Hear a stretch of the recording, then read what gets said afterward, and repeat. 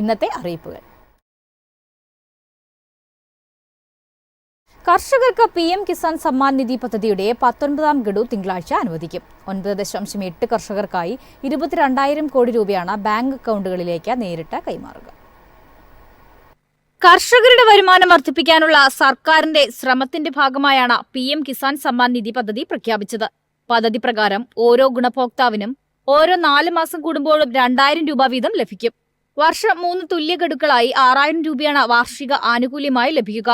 തിങ്കളാഴ്ച ബീഹാറിലെ ഭഗൽപൂരിൽ നടക്കുന്ന ചടങ്ങിൽ പ്രധാനമന്ത്രി PM കിസാൻ സമ്മാൻ നിധി പദ്ധതിയുടെ 19ാം ഗഡു അനുവദിച്ചതായുള്ള പ്രഖ്യാപനം നടത്തുമെന്ന് കേന്ദ്ര കൃഷിമന്ത്രി ശിവരാജ് സിംഗ് ചൌഹാൻ പറഞ്ഞു.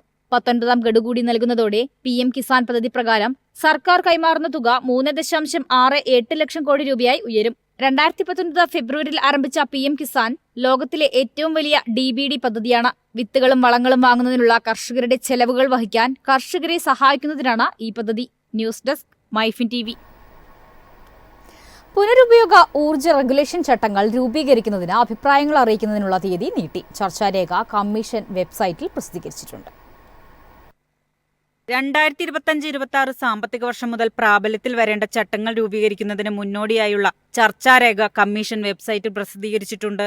ചർച്ചാരേഖയുടെ അടിസ്ഥാനത്തിലുള്ള അഭിപ്രായങ്ങളും നിർദ്ദേശങ്ങളും നൽകുവാൻ പൊതുജനങ്ങൾക്കും സംഘടനകൾക്കും ഈ മാസം 15 വരെ നൽകിയിരുന്ന സമയപരിധിയാണ് 28 വരെ നീട്ടിയത്. സംസ്ഥാന വൈദ്യുതി റെഗുലേറ്ററി കമ്മീഷൻ 2020 പുറപ്പെടുവിച്ച പുനരുപയോഗ ഊർജ്ജവും നെറ്റ് മീറ്ററിംഗ് സംബന്ധിച്ച റെഗുലേറ്ററി കാലാവധി ഈ സാമ്പത്തിക വർഷത്തോടെ പൂർത്തിയാക്കുന്നത് കണക്കിലെടുത്താണ് പുതിയ ചട്ടം വരുന്നത്. ഇൻഫോഡെസ്ക് മൈഫിൻ TV. UGC കരട് ചട്ടം പിൻവലിക്കുന്നതിനുള്ള പ്രമേയം കേന്ദ്ര സർക്കാരിന് അയക്കുമെന്ന് വിദ്യാഭ്യാസ വകുപ്പ് മന്ത്രി ഡോക്ടർ ആർ ബിന്ദു.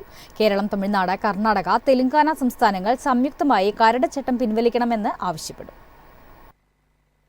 അക്കാദമിക കാര്യങ്ങൾ തീരുമാനമെടുക്കേണ്ട സംവിധാനമായ UGC ഭരണപരമായ കാര്യങ്ങളിൽ ഇടപെടുന്നത് ശരിയല്ലെന്ന് മന്ത്രി ഡോക്ടർ ആർ ബിന്ദു പറഞ്ഞു.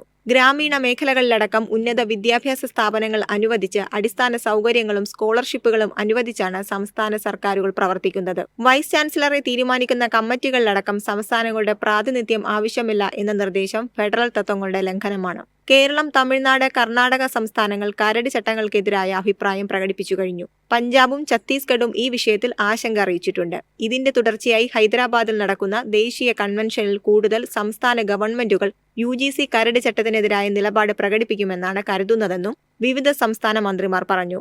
വ്യവസായ ഭരണ നേതൃത്വങ്ങളിൽ നിന്നുള്ളവർ വൈസ് ചാൻസലർമാരാകാമെന്ന നിർദ്ദേശം അക്കാദമിക നിലവാരത്തെ ഇല്ലാതാക്കും. ഭരണഘടനാപരമായും ജനാധിപത്യപരമായുമാകണം ഉന്നത വിദ്യാഭ്യാസ മേഖലയിലെ പരിഷ്കാരങ്ങൾ നടപ്പിലാക്കേണ്ടതെന്നും മന്ത്രിമാർ പറഞ്ഞു. ഇൻഫോഡെസ്ക് മൈഫിൻ TV. 1000-ലധികം ഒഴിവുകളിലേക്ക് ഉദ്യോഗാർത്ഥികളെ ക്ഷണിച്ച സ്റ്റേറ്റ് ബാങ്ക് ഓഫ് ഇന്ത്യ. കൺകറന്റ് ഓഡിറ്റർ തസ്തികയിലേക്കാണ് അവസരം.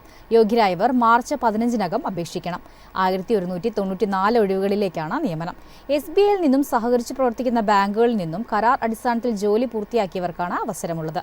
ഉദ്യോഗാർത്ഥികൾ അവർ ബാങ്കിൽ ജോലി ചെയ്തതുമായി ബന്ധപ്പെട്ട രേഖകളും പ്രായം തെളിയിക്കുന്ന രേഖകളും അപേക്ഷയോടൊപ്പം സമർപ്പിക്കേണ്ടതാണ്. അഭിമുഖത്തിന്റെ അടിസ്ഥാനത്തിലായിരിക്കും തിരഞ്ഞെടുക്കുക.